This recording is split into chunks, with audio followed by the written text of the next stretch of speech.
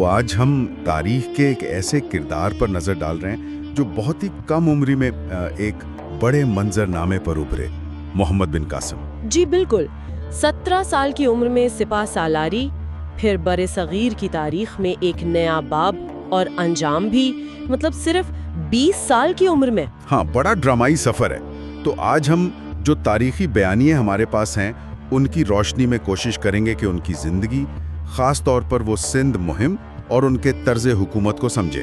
بالکل، کہانی شروع ہوتی ہے طائف سے 695 عیسوی کے لگ بھگ۔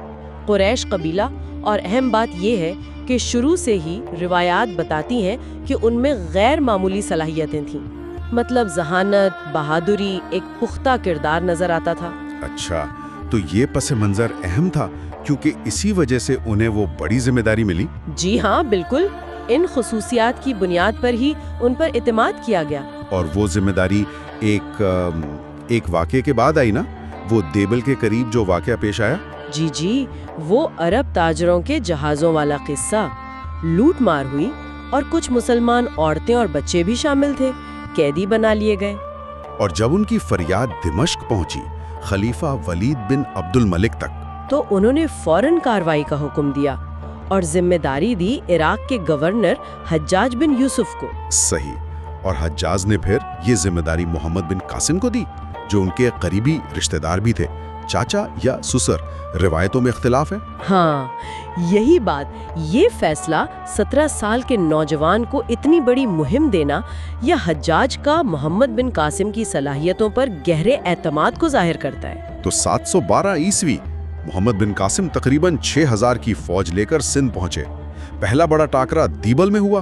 جی، دیبل کے بندر کا، اور وہاں فتح کے بعد تاریخی حوالوں میں ذکر ہے کہ مرکزی مندر کی جگہ مسجد بنائی گئی، لیکن یہ بھی اہم ہے کہ عام لوگوں کو امان دی گئی۔ اچھا، اور پھر یہ سلسلہ آگے بڑھا، نیرون کوٹ، سیہون۔ ہاں، نیرون کوٹ اور سیہون نے تو بتایا جاتا ہے کہ بغیر لڑائی کے اطاعت قبول کر لی۔ اصل مقابلہ راجہ داہر سے ہوا، پھر مہم شمال میں ملتان تک گئی، جسے سونے کا شہر کہتے تھے۔ صحیح، لیکن صرف فوجی کامیابیاں ہی نہیں تھیں، آپ کہہ رہی ہیں کہ انتظامی ڈھانچہ بھی فوراً بنایا گیا۔ جی، یہ نقطہ بہت اہم ہے۔ جنگ کے ساتھ ساتھ ایک نظام قائم کرنے کی کوشش نظر آتی ہے، خاص طور پر مقامی آبادی، غیر مسلمانوں کے ساتھ جو سلوک تھا۔ اس بارے میں کیا تفصیل ملتی ہے؟ مذہبی آزادی وغیرہ؟ جی، ذرائع بتاتے ہیں کہ انہیں مذہبی آزادی دی گئی، ان کی عبادت گاہوں کا تحفظ کیا گیا، ان پر جزیہ لگایا گیا جو اس دور کا ایک ٹیکس تھا، اور انتظامیہ میں مقامی لوگ بھی شامل کیے گئے۔ تو اس پالیسی کا اثر کیا ہوا؟ کیا لوگ مسلمان ہوئے اس وجہ سے؟ کچھ روایتیں یہ ضرور کہتی ہیں کہ اس رودہ داری اور انصاف کی وجہ سے کچھ مقامی افراد، حتیٰ کہ کچھ با اثر لوگ بھی مسلمان ہوئے۔ اب یہ حکمت عملی تھی یا کچھ اور، یا دونوں کا امتزاج، یہ کہنا مشکل ہے، لیکن اس سے استحکام ضرور آیا۔ یہ تو ایک ریاست کی بنیاد رکھنے جیسا کام لگ رہا ہے، محض فوجی مہم نہیں۔ بالکل، لیکن پھر کہانی میں ایک اچانک موڑ آ گیا۔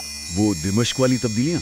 جی، خلیفہ ولید بن عبد الملک کا انتقال ہو گیا، ان کے بھائی سلیمان بن عبد الملک خلیفہ بنے، اور نئے خلیفہ کے حجاج بن یوسف سے تعلقات اچھے نہیں تھے۔ اچھا، اور حجاج کا بھی اسی دوران انتقال ہو گیا؟ جی ہاں، تو جو سیاسی مخالفین تھے حجاج کے، وہ اب طاقت میں آ گئے، اور اس کا خمیازہ محمد بن قاسم کو بھگتنا پڑا۔ انہیں واپس بلا لیا گیا؟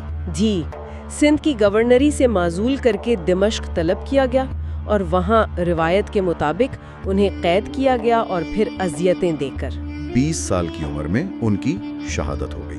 20 سال کی عمر، عروج سے زوال تک کا سفر بہت ہی تیز تھا، بہت تیز، حیران کن حد تک۔ تو خلاصہ یہ ہے کہ ایک نوجوان کی غیر معمولی صلاحیتیں، فوجی اور انتظامی دونوں، اور پھر وہ وقت کے سیاسی حالات کا شکار ہو گئے۔ ایک مختصر زندگی، لیکن اثرات بہت گہرے چھوڑ گئے۔ بالکل، ان کی کہانی یہ بھی دکھاتی ہے کہ مرکز کی سیاست کیسے دور دراز علاقوں پر اثر ڈالتی ہے، اور یہ بھی کہ تاریخی شخصیات کے بارے میں ہماری جو رائے بنتی ہے وہ اکثر دستیاب ذرائع پر منحصر ہوتی ہے۔